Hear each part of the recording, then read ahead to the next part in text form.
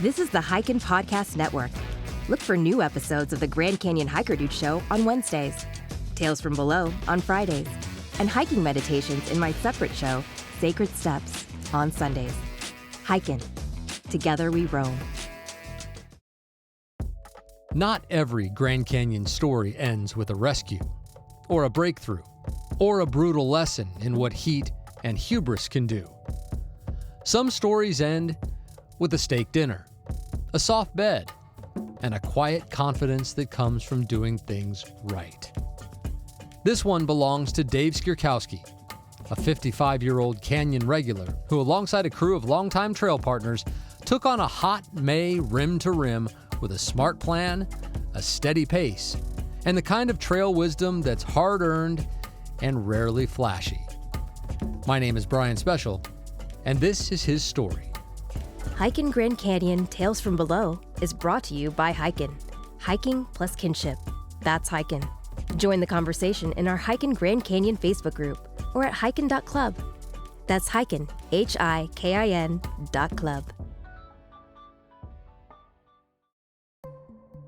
Originally, Dave's group had planned something far more ambitious. Back-to-back Rim2Rims, south to north on day 1, north to south on day 2. But a few weeks before their adventure, access to Bright Angel Trail from the bottom of the canyon was lost due to the Trans-Canyon Waterline project, and the forecasted temperatures at Phantom hovered near triple digits.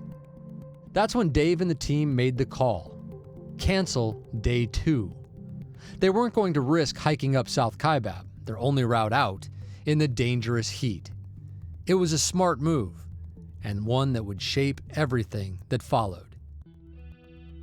Instead of pushing for 2, they poured their energy into a well-executed one-day Rim2Rim. And as it turned out, that single day would be challenge enough. On May 29, 2025, Dave and his 4 buddies stood at the South Kaibab trailhead just before dawn. They weren't rookies. One, age 69, was about to complete his 16th Rim2Rim. Dave himself was going for number 6. 2 more of the hikers were Ironmen and ultra runners from Northern California. Their 5th, scheduled to hike, but sidelined by surgery a few weeks earlier, so he became the driver instead, a move Dave called super cool and peak teammate energy. They parked at 3:45 a.m., planning to start by 4, but they didn't hit the trail until 4:30. Their targets were clear: Phantom Ranch by 7, Cottonwood by 10, the North Rim sometime between 2 and 3. The descent down South Kaibab was smooth. No big stops except for a few photos, just enough to soak in the magic. They crossed Black Bridge at 7, filled up at Boat Beach to avoid the crowds they expected to find at Phantom, and hit Phantom just before 7:30, to unexpected quiet because the canteen wouldn't open until 8. Dave noted how good the pace felt. It wasn't a race. It was efficient, clean, focused. And then came a bonus. With the second hike off the schedule, they had some breathing room. So Dave suggested a detour to Ribbon Falls. None of them had ever been. Now they'd have something they'd never forget. And as Dave tells it, that place is something else. The cool mist, the chance to submerge, the sheer beauty of that hidden oasis. It cost them an hour, maybe more, since they weren't familiar with the route in and out, but every one of them agreed it was worth it. Back on North Kaibab, things started to change. The sun was fully up, the heat kicked in. They reached Manzanita at 11:30 and took a long break, soaked their clothes, refilled water. The 2 Ironmen went ahead and surfaced at the North Kaibab trailhead 3 hours later at 2:30. Dave and his 69-year-old hiking partner, they took it slow, and for good reason. One of Dave's goals that day was to keep his heart rate under 140, not because he was struggling, but because he wanted to make sure he wouldn't.